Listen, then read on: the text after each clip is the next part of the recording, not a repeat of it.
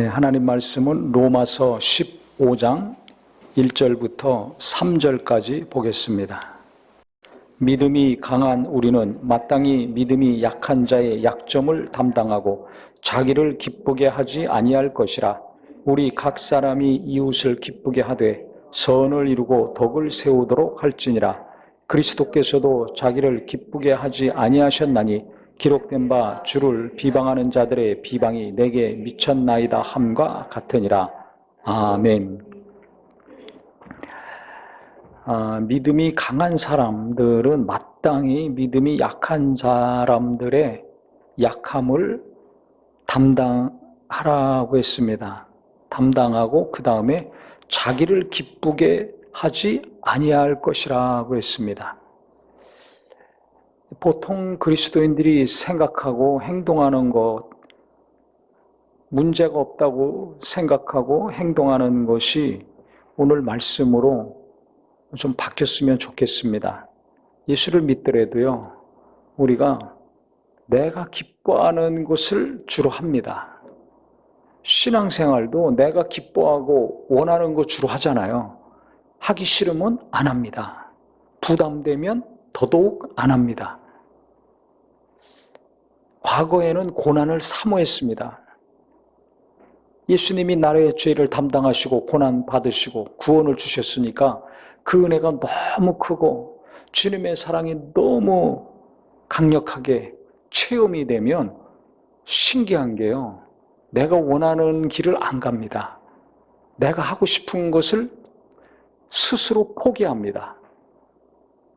그리고 주님이 가신 길을 사모합니다. 주님이 고난을 받으셨기 때문에 그걸 사모하는 거예요. 그런데 고난은 사모하지 않아요. 다 편안하게 살려고 그래요. 내가 기뻐하는 것, 그거 하려고 그래요. 그래서 성령의 역사가 없는 것 같아요. 은혜는 받고 하나님의 사랑은 받는데, 위로도 받는데 고난은 싫어요. 이게 이 시대의 특징입니다. 즉 우리의 현실입니다. 성경에서도 분명히 연약한 자의 약점을 담당하고 자기를 기쁘게 하지 아니할 것이라 그랬어요. 네가 원하는 대로 살지 말아라. 너 기뻐하는 거 그게 뭐냐. 지금 옆에 연약한 사람들이 있어가지고 힘들어하면, 믿음이 부족해서 힘들어하면 그 사람들의 믿음이 부족한 거 네가 믿음이 좋으니까 강하니까 그거를 담당해라. 기도 못하는 사람이 요새 얼마나 많습니까? 여기 기도 잘하고 날마다 주로 하는 분들이 왔습니다. 날마다 못하더라도 일주일에 한 번이라도 그래도 1시간은 기도하는 분들 아닙니까? 그러면 그 기도 못하는 사람들, 기도하는 사람들이 기도해 줘야 됩니다. 그들의 기도를 내가 담당해야 됩니다. 그래서 가족 중에는 누가 기도꾼이 있어야 돼요. 가족들이 기도 못하니까 그 기도를 대신 할 수 있는 사람이 있어야 됩니다. 그걸 담당을 해야 됩니다. 근데 내가 기뻐하고 내가 좋아하고 내가 원하는 것만 하면 가족들 위해서 기도 못합니다. 나를 위해서도 기도 못합니다. 또 담당하려는 마음이 없다면 어떻게 됩니까? 너 왜 기도 안 해? 기도 안 하는 거 맨날 잔소리하고 정죄하고 비난하고 상처만 주다가 끝납니다. 그래서 아내들이 남편들의 연약함을 무시하지 말고 비난하지 말고 그 담당하려고 할 때 남편의 믿음이 좋아지는 거예요. 자식들이 시원찮다고 맨날 뭐라고 해보세요. 잔소리 해보세요. 더 멀어집니다. 더 삐뚤어 나갑니다. 나중에 쓴 눈물 흘리고 가슴을 치고 땅을 치고 울고불고 하지 않으려면 그 연약함을 내가 담당하려고 해야 됩니다. 예수님은 우리 연약함을 담당하셨어요. 우리 죄도 담당하셨어요. 그러니까 예수 믿는 사람들은 누군가의 연약함 비난하고 손가락질하고 정죄하고 무시하는 것이 아니라 조금이라도 내가 담당하려고 해야 되는 것이, 이게 기본적인 자세가 되어야 됩니다. 근데 담당하려고 하는 사람보다 비난하고 무시하는 사람들이 훨씬 많으면 어떻게 돼요? 성령의 역사가 없는 거예요. 성령의 역사가 없으면 어떻게 됩니까? 하나님은 우리에게 은혜를 주셨는데, 은혜로 주신 것들은 성령으로 알게 하셨는데, 성령의 역사가 없으면 은혜를 강력하게 체험할 수가 없어요. 이게 문제입니다. 교회는, 예수 믿는 그리스도인들은 성령이 역사하셔야 하나님이 주시는 생명, 예수님이 주시는 그 은혜와 능력과 사랑을 온몸으로 체험하고 자원함과 기쁨으로 주님이 원하시는 거 할 수 있습니다. 예수님의 고난을 사모해서 어떤 어려움이 있더라도 그거 덤벼들어서 그거 하려고 합니다. 부담이 되는 일이 있더라도 그거 합니다. 도리어 고난을 더 사모해요. 고난을 사모해요. 그래서 금식하며 기도하는 겁니다. 금식하는 거 얼마나 힘듭니까? 근데 요새 누가 금식합니까? 맛있는 거 찾아다니면서 먹기는 바쁘고 돈 쓰기 바쁘고 시간을 쓰고 기뻐하죠. 자기 기쁜 거를 위해서는 돈도 쓰고 시간을 써요. 근데 주님이 기뻐하시는 것은 안 써요. 심어야 거두는데 아예 심질 않습니다. 하나님 앞에. 물질도 심지 않아요. 시간도 심지 않아요. 기도도 심지를 안 해요. 안 심는데 어떻게 거둡니까? 저는 이 돈 때문에 어려워하는 사람들 보면 안타까운 게 있어요. 왜? 심지를 안 해요. 하나님께. 한 번 심지를 안 해요. 성경에는 빈손 들고 나오지 말라고 했는데도 심지를 안 해요. 11조는 둘째치고 아예 심는 게 없어요. 그럼 어떻게 되겠어요? 그래서 제가 몇 년 전부터 물질의 도움을 받아야 되는데 그러면 심어야 되잖아요. 그래 헌금에 대해서 교인들이 물질의 도움을 받고 살아야 되니까 그거 몇 번 얘기하면 아마 시험 들어서 그냥 갑니다. 뒤도 안 돌아보고 떠납니다. 헌금 얘기할 때마다 떠납니다. 지금 얘기지만. 그 다음부터는 아예 안 해요. 왜? 아니, 새신자도 아니고 새신자는 고려해요. 그것도 제가 가르쳐서 하는 것이 아니라 교인들이 가르쳐서 해요. 이상해요. 목사가 하면 시험 들어서 교회 떠나고요. 교인들이 가르치거나 교인들이 하라 그러면 하더라고요. 제가 그걸 보고 다른 거는 듣더라도 본인들이 듣기 싫어하는 것은 목사가 자꾸 얘기하면 시험 들어서 나가는구나 할 필요가 없어요.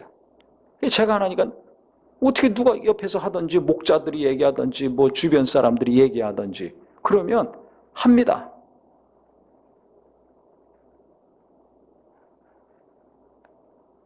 심어야 됩니다. 그거 왜 하겠어요? 성경도 모르고 예수 처음 믿는 사람들이 왜 합니까? 저 사람들 보니까 해야 되는구나. 그거 보고서 배우는 거예요. 기도도 해야 되는구나. 기도하는 거 보고 배우는 겁니다. 봉사도 해야 되는구나. 보고 배우는 겁니다.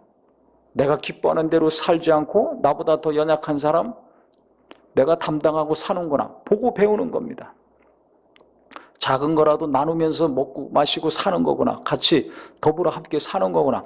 보고 배우는 겁니다. 근데 자기 기쁨을 추구하는 사람들은 나밖에 모르는 거예요. 나밖에 몰라요.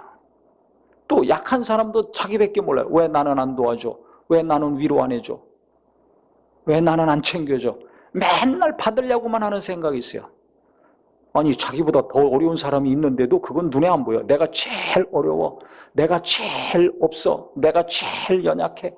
내가 제일 힘든 사람이야. 소경이 됐어요. 안 보이는 거예요. 다른 사람이 안 보여요. 이게 문제입니다. 이게 소경이 되면 안 돼요.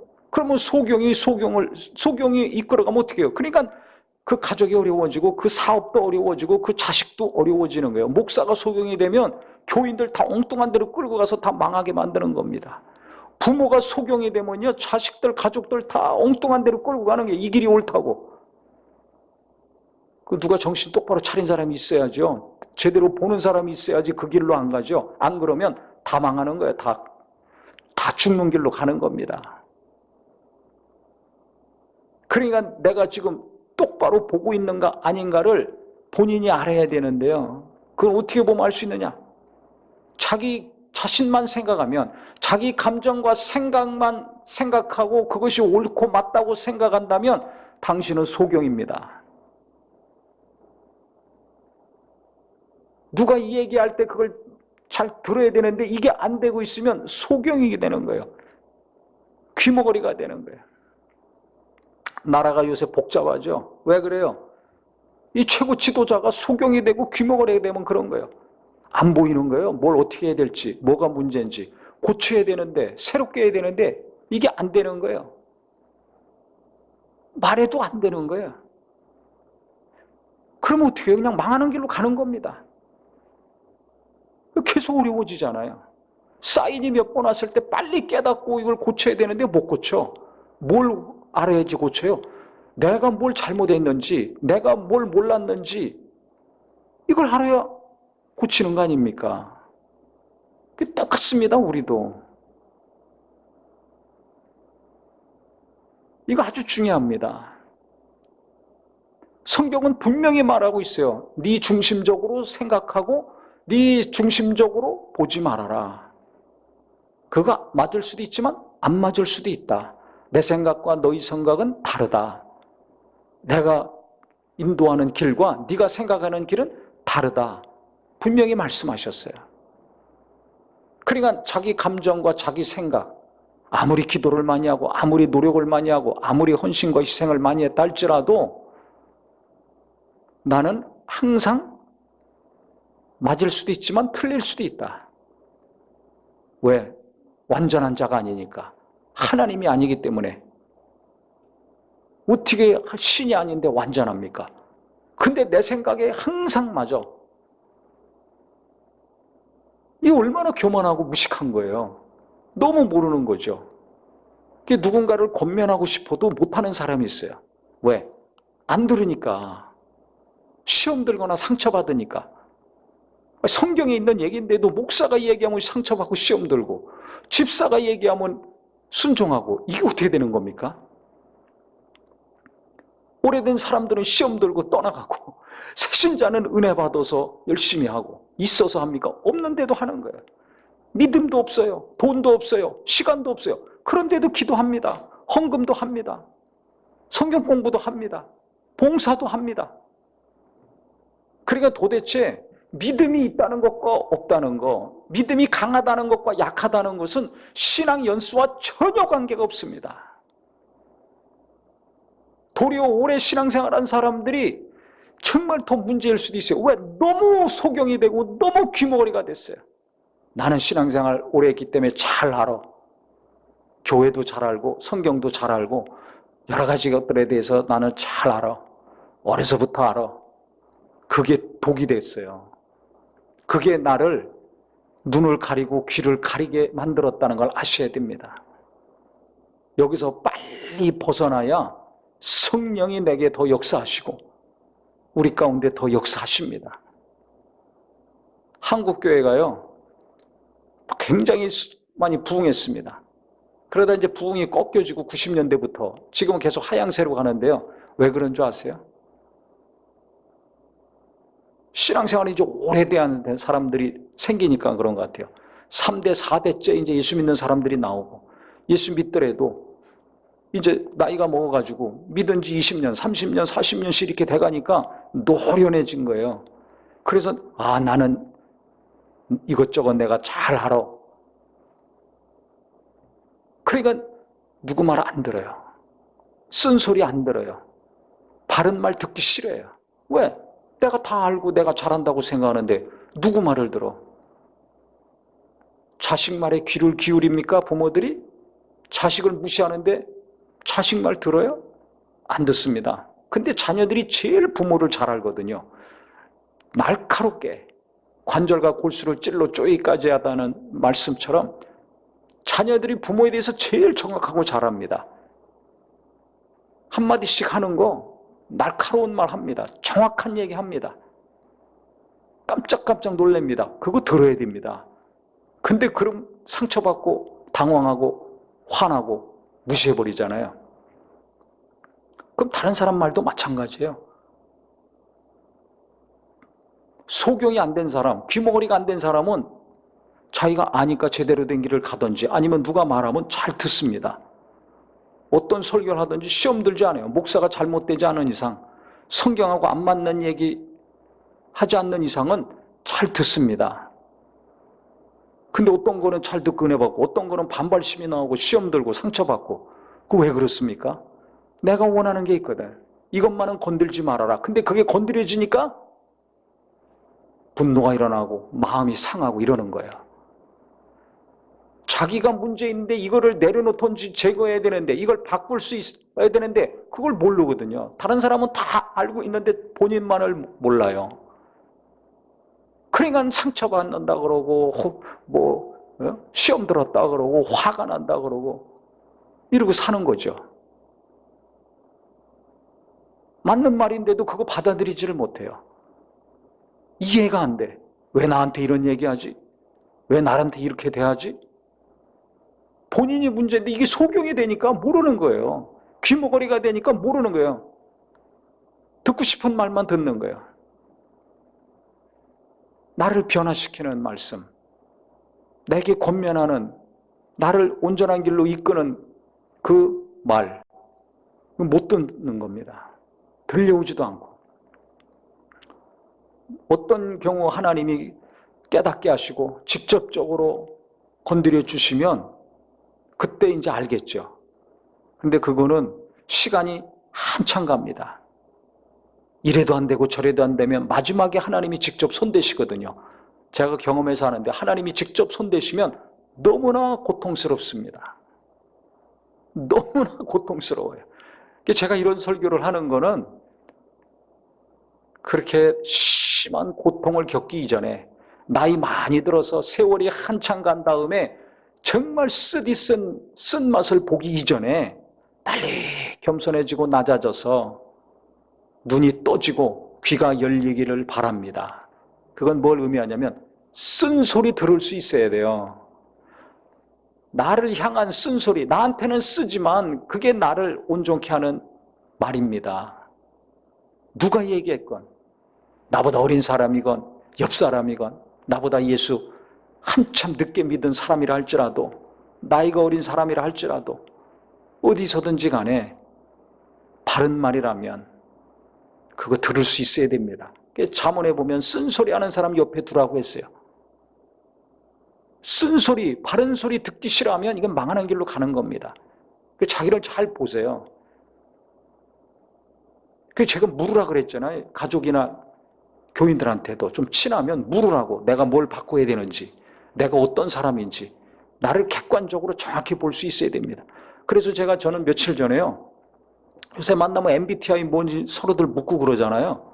왜냐면 그 사람을 잘 알아야 되니까, 내가 누군지 상대방에게 잘 이해를 시켜야 되니까, 갈등을 줄이고 이해를 돕기 위해서 MBTI 따지는 거 아닙니까?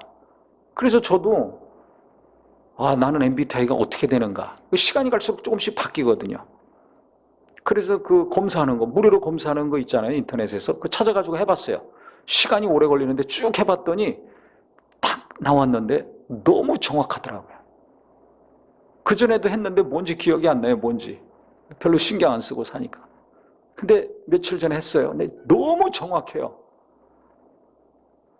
거기서 제가 알았습니다. 이런 성향이기 때문에, 이런 사람이기 때문에 하나님이 나를 이렇게 다루시고 있구나.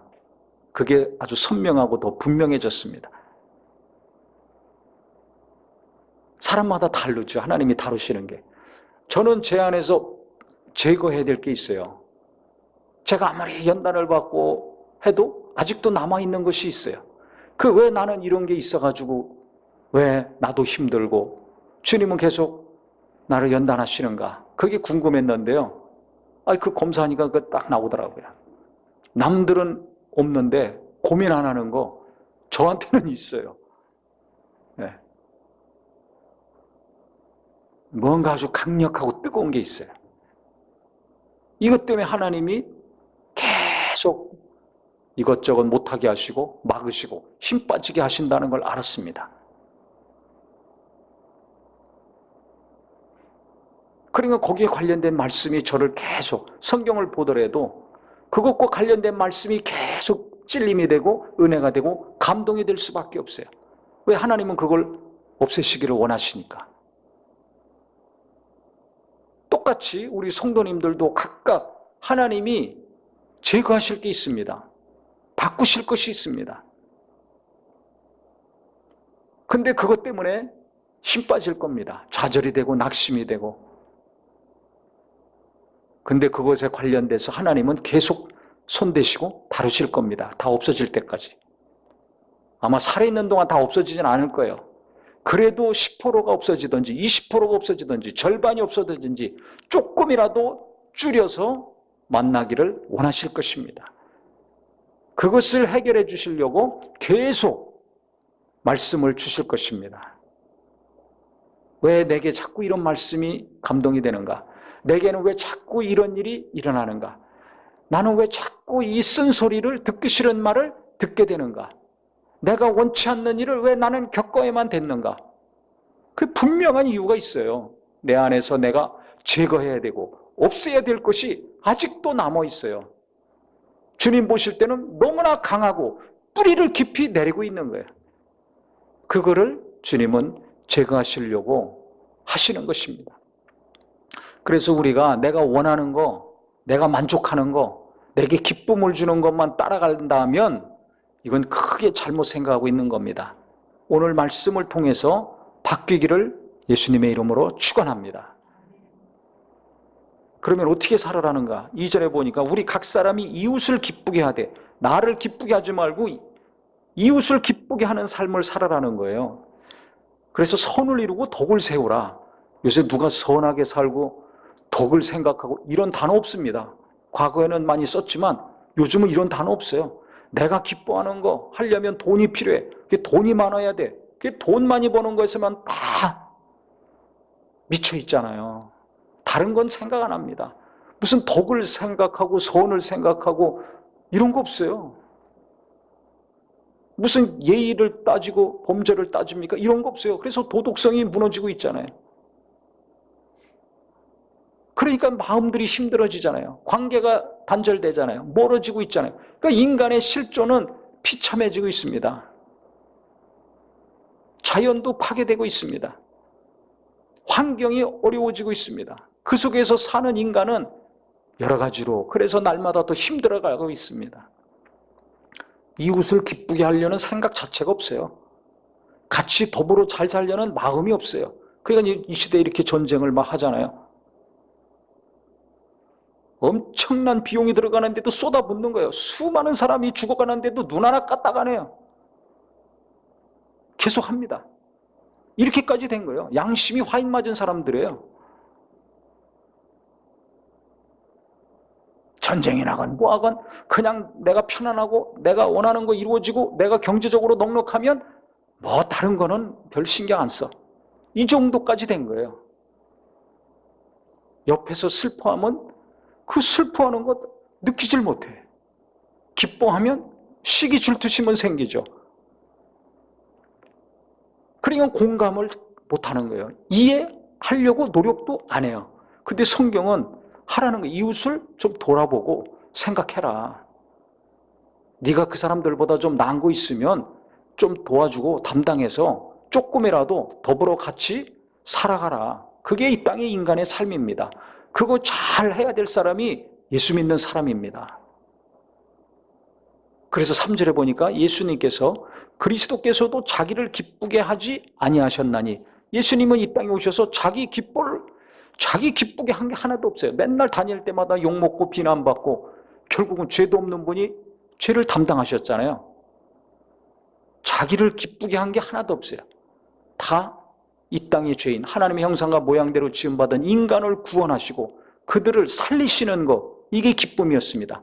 그게 아버지의 뜻이기 때문에 아버지의 뜻대로 죽고 사는 것이 기쁨이었습니다.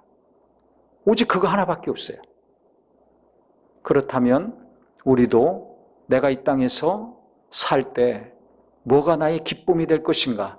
주님이 원하시는 대로 사는 것, 아버지가 내게 주신 말씀대로 감동하시고 인도하시는 대로 사는 것이 기쁨이 되기를 예수님의 이름으로 축원합니다. 하나님이 주신 말씀, 감동하시고 은혜 주시고 깨닫게 하시고 찔림받게 하신 말씀, 그 말씀대로 사는 것이 나의 기쁨이 되기를 바랍니다. 그것이 내게 기쁨이 되지 않고 부담이 되고 있습니까? 그러면 나는 너무 이기적인 자입니다. 내 안에 제거하고 없애야 될 것이 너무 강력히 나를 차지하고 있는 겁니다. 내가 어떻게 될 것인가? 오늘 말씀 앞에서 자기를 돌아봐서 이 말씀 붙들고 기도할 때 조금이라도 변화되어서 내가 원하는 대로, 내가 생각하는 대로, 내가 바라는 대로만 살려고 할 것이 아니라, 그것이 안 돼서 괴로워하고 낙심할 것이 아니라 주님이 바라시는 대로, 주님이 말씀하시는 대로 순종하는 삶을 통해서 주님의 기쁨에 동참하는 거룩함이 있기를 예수님의 이름으로 축원합니다. 기도하겠습니다.